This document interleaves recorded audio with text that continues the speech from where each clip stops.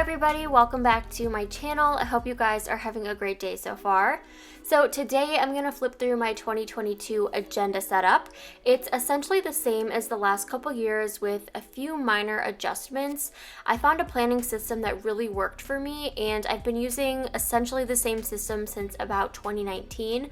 And every year or throughout the year, I just make a few minor adjustments to some of my inserts or the way things are ordered just to work better for whatever's going on in my life.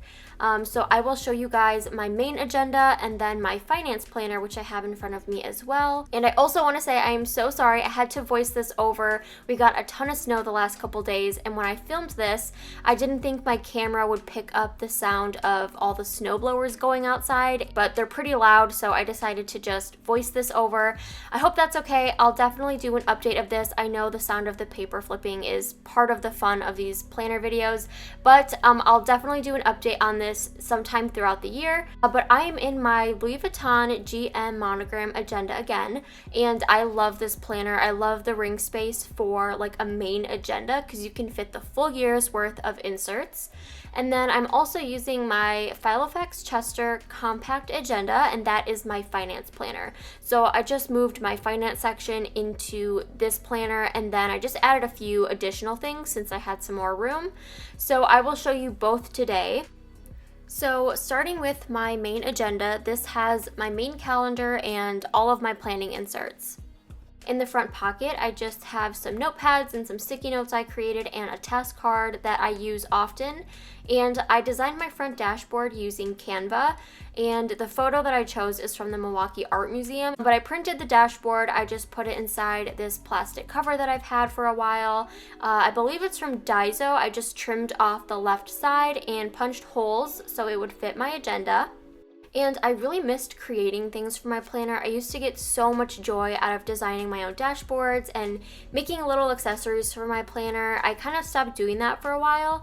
So I wanted to get back to my main passion when it comes to planning, which is using it as an outlet for my creativity and also my productivity. So the back of this dashboard has my logo, and then behind that I have a sheet of vellum, which is from Infinite Lotus. It is the Year at a Glance dashboard. I always like to have this in the front of my planner just for reference, so if I need to reference a date quickly, I have it right in the front. Behind the Year at a Glance, I have a folder that I created for my planner with some sticky notes and a routine card. And then after that, I have a card holder insert. It has 4 card slot pockets on the front and 4 on the back. So I just use this for some of my reference cards, for my routines. I have some tax stuff on there. And then I also have my color coding key. And I'm using the same system, but I just like to have these as a reference in the front of my planner. Then my first calendar section is my quarterly section. I love to plan quarterly. I like to put down like important dates and just kind of plan out the quarter because I usually schedule any appointments within that time frame. I did not purchase a new quarterly insert for this agenda yet. I probably will. I've been meaning to do that, but I just haven't gotten around to it. So I've just been using a different quarterly system outside of my agenda, just at my desk, but I will likely add those inserts in the next couple weeks here. But after that, I have my monthly overviews. I still have my monthly overviews from 2021 in here too. I just wanted to keep them in here because they don't take up much space, and if I need to go back and reference a date, I have them ready to do that. I'll probably end up taking those out in the next few months once we get further away from 2021, but just in case I need to reference anything, I still wanted to have those in here. And then I have the 2022 monthly overviews, and I've been loving these inserts for the past couple years. I think they're a really great monthly insert. You have your priorities, you have your full calendar, and you have some room to put in important dates and any to-dos.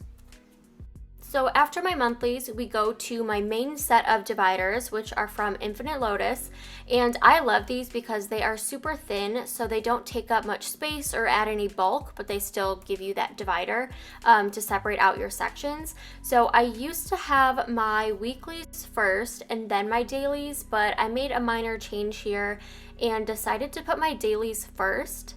I just thought that would work better for my planning routine. So behind my schedule section are my daily plan inserts from Infinite Lotus. And on the top of those inserts, I made this daily routine as an outline for the day. But of course, if I need a day specific plan, then I just start a new insert. But I kind of liked having this little guide at the very front. So I have kind of a default plan for the day. And then if I need to do anything that's day specific, or if I want to create a new plan, I can just use an additional insert for that. And I've been loving these daily plan inserts for the longest. I just think they're such a great insert to have in your planner, no matter what size planner you're using, or if you want to do dated dailies or undated dailies. I personally like undated dailies because I don't use a daily section every single day. It's just kind of when I'm feeling like I have a lot on my plate, or I'm overwhelmed, or I just have a lot of time-specific deadlines or appointments. I like to use a daily so I can map out my day around those times. So that's what I like to use these for, and they're really helpful when you have a really busy day and you just don't know where to get started. You can sit down, plan out your priorities, your to-do list, and then make a schedule. So the next divider is my plans section, where I'm keeping my Infinite Lotus weekly plan inserts. I decided to try a new weekly spread. So this is a week on 2 pages. The left side has a horizontal weekly spread, and the right side has priorities this week, 2 to-do lists, and a memo section.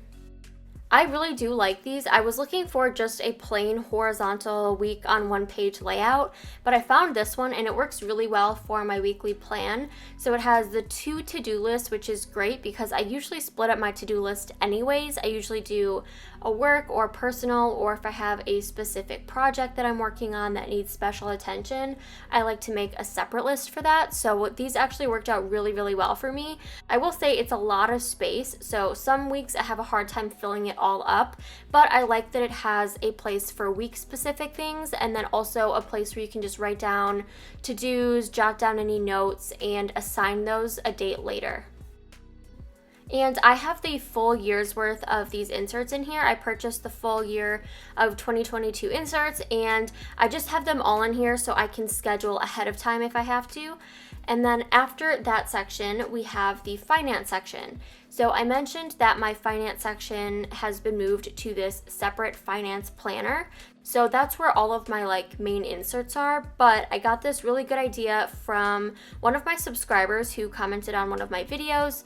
She mentioned that she just had a snapshot version in her planner so she could see kind of the main items, but then also have her finances or her other section in a different planner or outside of her main agenda. And that idea, I believe, came from Miss Abstract Mind. So thank you for that. I really, really liked that idea, so I wanted to implement it. So this is my financial snapshot overview, and it just has a few important dates on here. So payments that I have to make, automatic withdrawal dates, and then quarterly tax payments, things like that. I just wanted to have a quick reference in this agenda. So if I need to reference a date, I can do that quickly without reaching for my other planner. But if I'm going to do some more extensive planning, I'll definitely grab my main finance planner.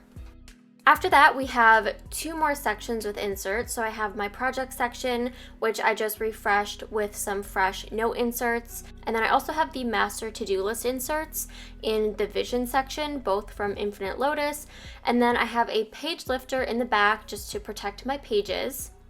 And I really wanted my agenda to be super minimal, so I really only have what I need, essentially just my monthly, daily, and weekly calendar. And then I have a few other reference materials that I can look at, but for the most part, it's very, very minimal and super functional, and it's working really, really well for me. And my finance agenda is also very simple, but I wanted to keep my finances separate so I could bring my main agenda out with me if I needed it. So this is the Filofax Chester Compact Agenda, and I love this agenda. I have it in black, and I love the texture, and I really like the ring size. I believe it has 15mm rings, so they're very, very small. It's a compact agenda, which means you really can't fit a lot in here, but I love that it's slim and streamlined, and for me, this is perfect for my finance planner. So I have my green pen in here, which I use sometimes, and then in the front pockets I usually just have my insurance cards. I had a few appointments this week, so I need to return the cards back to my agenda from my wallet, but I like to keep them in here so they're safe. I know where they are and I can always grab for them if I need to reference something. And the front dashboard is another dashboard that I made on Canva. So this is a chart of my budget system, which I'll explain in a second. But I wanted this to be the first thing that I see in my agenda just to remind me to stay on that budget. And this is also one of those plastic covers from Daiso. I made a ton of these. I just cut off the edge and then punched a bunch of them to fit in my A5 size agenda. So anytime I need to add some sort of like reference information or a new dashboard, I can just slip it right in and add it to my planner. After that, I have a few more of those plastic covers with some reference materials that I created. So I have a half-page insert, and that has my financial objectives. After that, I have a quarterly page insert with my budget system. So this year I wanted to implement the 50-30-20 budget method. So essentially you just divide your after-tax income and allocate funds for your needs, wants, and savings. So 50% to needs, 30% to wants, and 20% to savings. So I just made this quick guide for myself just in case I wanted to reference it. And it also acts as a reminder to keep up with that system. Next, I have my yearly bill tracker from Infinite Lotus, and I've used this for the past couple years, and I really like this insert. So you can list all of your yearly bills and then you can track when they're paid. But since most of my bills are on auto pay anyways, or they're so important that I don't forget to pay them, like rent, water, and energy, I'm just using this as a reference for referencing any dates or amounts. And the final part of this planner are the business finance inserts from Elamon Paper Co. This was the collaboration that we did back in 2020, and she's been refreshing them each year in her new insert designs. And I love these inserts so much. They have been so helpful for me. If you have multiple sources of income, these are really, really helpful. So these have a quarterly income tracking system. I like to personally do a lot of my planning and tracking by the quarter. It's just easier for me that way. So it has a little reference calendar, and then you can list all of your sources of income and the amounts, and then keep track of those throughout the year. Then you have your business expense inserts, which are super helpful as well. And then finally, you have your annual financial review that you can complete at the end of the year. And then in the very back of this planner, I just have a clear pocket that came with the agenda for any papers or receipts or like brochures that I want to hold on to. So yeah, those are my two main planners that I'm currently using. I also have my pocket-sized planner, which I use for reference for like passwords and account information. And then I have an A6 agenda, which I was going to use for my pet planner. So I'm still getting that completed. I have some inserts for that, but I didn't finish any of the decor that I wanted to add to that planner. So I'll probably end up posting those in the next month or so. But that is it for me. Thank you guys so much for watching. I hope you enjoyed today's video. Before I go, I just want to thank Skillshare for sponsoring today's video and recommend a class that I think a lot of you guys would find really interesting. I know so many of you own your own businesses or work in the professional space dealing with website and user experience, so I found this really interesting class. It's called Intro to User Experience, Designing with a User-Centered Approach. This class is taught by Cynthia, who currently works at Google as the Senior User Experience Manager, and she leads user experience teams working on immersive applications. So if you own your own business and you take on the user experience yourself, or if you have a team that you delegate to, this class could be really helpful to get the best experience for your users. So this class will go through everything from defining user experience to a user-centered design process, rules to abide by, case studies, research, target audiences, and so much more.